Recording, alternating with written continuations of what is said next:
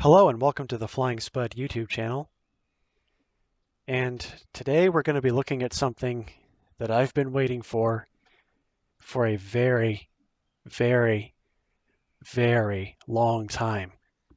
This is the DLZ 129 Hindenburg by Red Wing Simulations for Microsoft Flight Simulator 2020.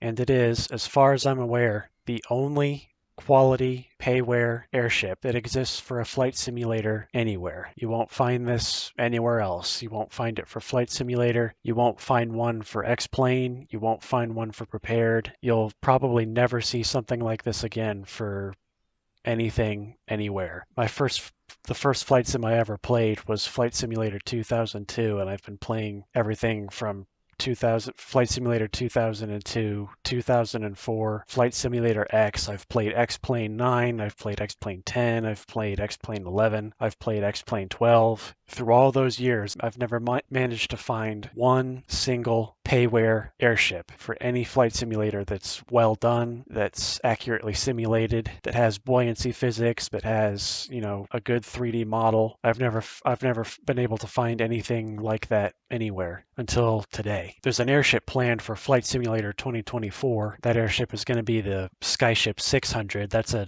non-rigid blimp. It's a British non-rigid airship. And also there's going to be a hot air balloon that's included with Microsoft Flight Simulator 2024. The previews of that, the developers showed a little bit of the technology that's going to go into that, and it looks fantastic. So hopefully in the future, since it kind of seems like 2024 is going to support lighter than air flight better. It's going to have built-in physics made for it. I'm kind of hoping that developers will be encouraged to make more of these because I've been fascinated by lighter than air flight ever since I learned to read. With all that being said, let's go ahead and jump into the control gondola and I'll show you how to fly the Red Wing Hindenburg. So we're in one of the Hindenburg's engine cars. Let's just go back here real quick and we click on this clipboard. We click on gondola and that'll teleport us back to the control car. All right. So you control the entire airship basically from these clipboards. Now the airship, the model simulates a bunch of AI crewmen. Most of them are working. There are a couple that Red Wing are still working on at the moment. Like for example, the elevatorman is supposed to help you maintain a constant altitude, but he's not working at the moment. You have to control the elevator yourself.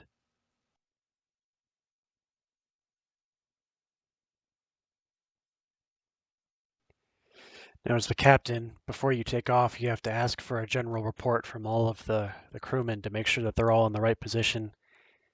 Please give me a general report. Nothing to report. Everything works normally. Everything is in order.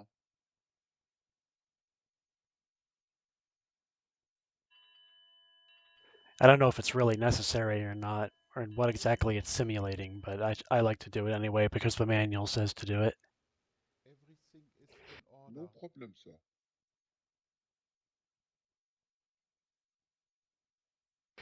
So on this page, you can see the status of all the different compartments, tanks, and gas cells on the airship. And I can pull up my megaphone so I can speak to the ground crew, and I'm going to tell them to cast off all mooring lines. Mooring. Copy. Copy. Copy.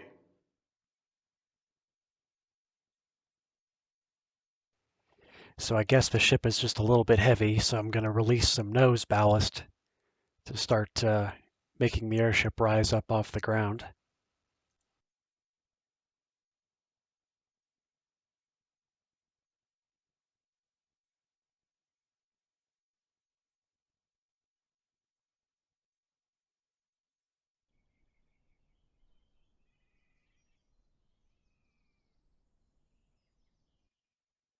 There are two primary controls for controlling the altitude of the airship. You have the ballast board and you also have the gas board. So the moment I hit those, the airship will start to float off the ground.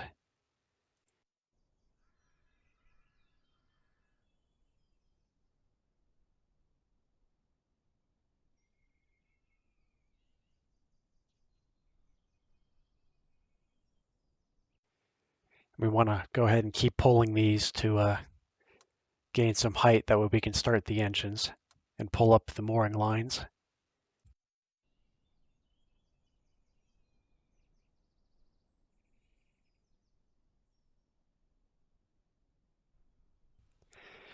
All right, we're ready to start the engines. Now, you control the engines through this engine telegram. And this is the trickiest, in my opinion, this is the trickiest part of controlling the airship. There's like 10 or 20 seconds of delay from the time you give an order to the time the engine actually changes speed. So you have to plan well ahead to account for the time it takes to change engine speed.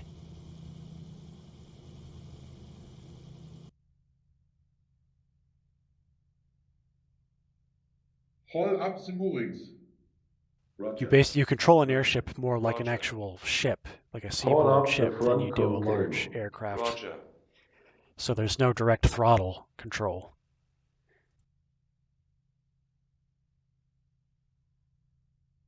Now we'll go ahead and release some more ballast so we continue to climb. And now that we have the engine started, I can go ahead and give the order for a head slow. And once the airship starts to move forward, we'll start to get airflow over the control surfaces and we can start making course changes and get the airship pointed in the direction we want to go.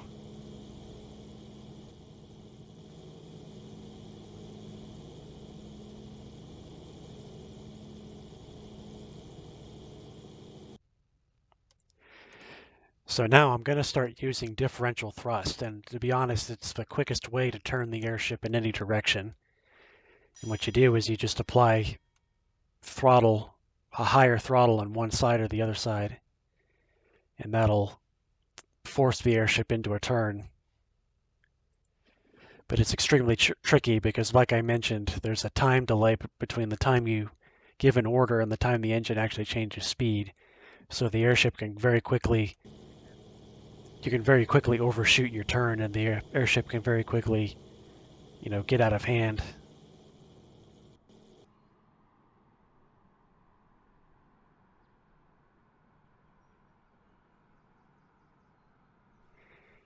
All right, we're starting to get close to the direction I want to go, so I'll just apply a head full to all the engines. And apply some counter rudder to get the airship to stop rotating. So this is just going to be a quick shakedown flight from the Lakehurst hangar to the coast, and then we're going to just turn around and head straight back to Lakehurst and land.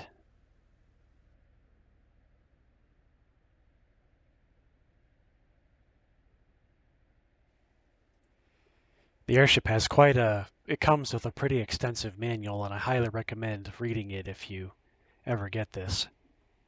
But once you get the hang of it, it becomes quite a pleasant thing to fly.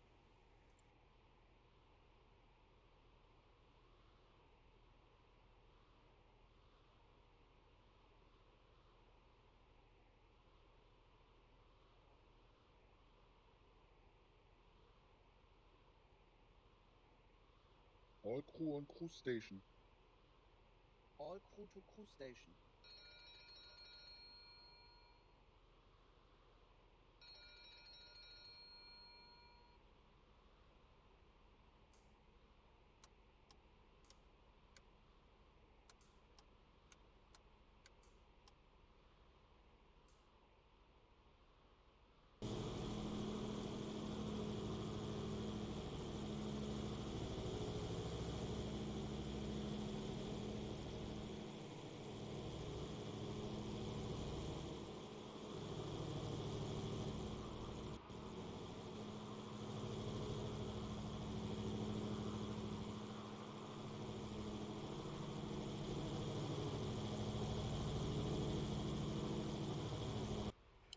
So in case you're wondering, the black handles are water ballast, the yellow handles are fuel, and then the red handles are emergency ballast, and you obviously only want to drop those in emergencies. Warning, we are tilting dangerously upwards.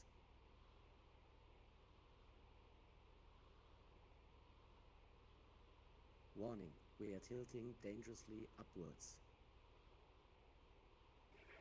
So now the airship is getting up to its cruising speed of about 120 kilometers an hour. And I'll see you again when it's time to turn the airship around and start heading back to Lakehurst.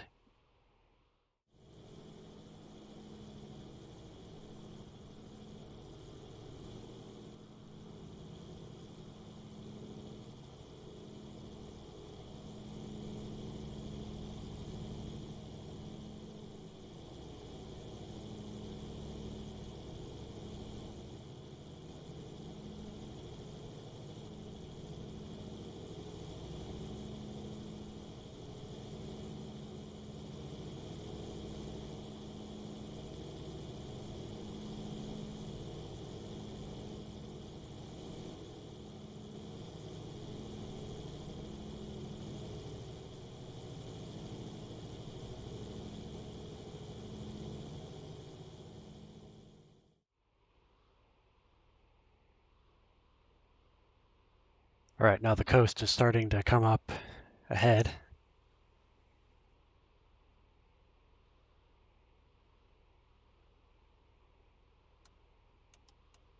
Now I'm going to start I'm going to start slowing the airship down.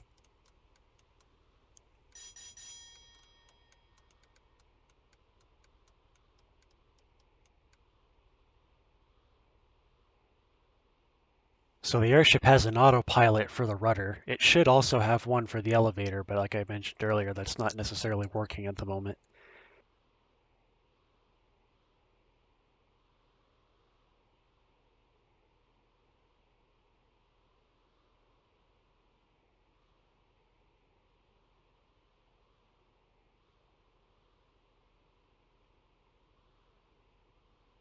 Now I have to be careful here that I don't overshoot my turn. It's a very different form of flying. You really have to think a lot further ahead than you would with an airplane.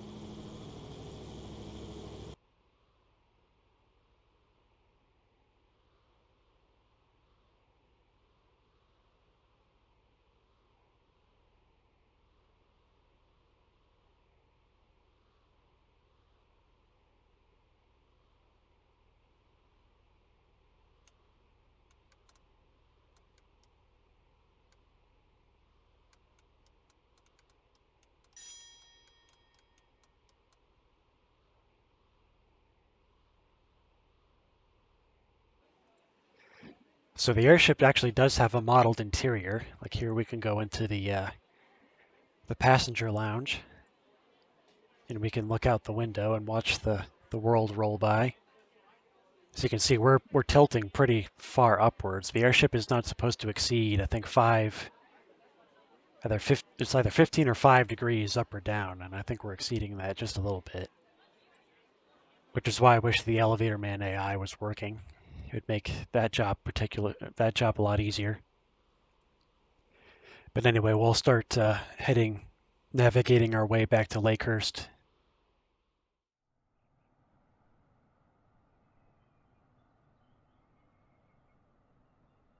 All right, now we've returned back to Lakehurst Naval Air Station.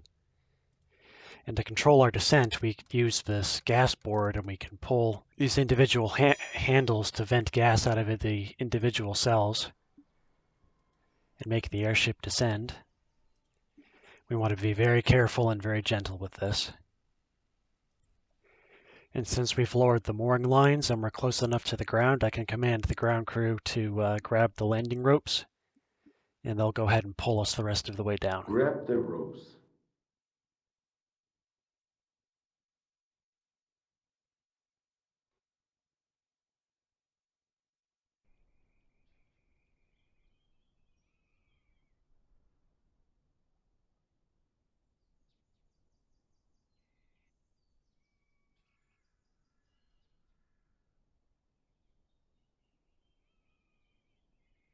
Since I forgot to lower the landing gear, it's going to make us settle completely on the ground. But overall, despite its minor bugs and other small issues, I'm so glad we finally get a good quality payware airship for Microsoft Flight Simulator. I've been looking forward to this a really long time, and I'm hoping Red Wing Simulations will continue to develop this airship into the future, and maybe even work on new airships. And I also can't wait to try the airship that's going to come for Microsoft Flight Simulator 2024. I'm hoping it'll be even half as good a quality as this. So anyway, thanks for coming along with me as we took a look at the DLZ-129 Hindenburg by Red Wing Simulations. Please remember to like and subscribe if you liked what you saw, and thank you very much for watching. Goodbye.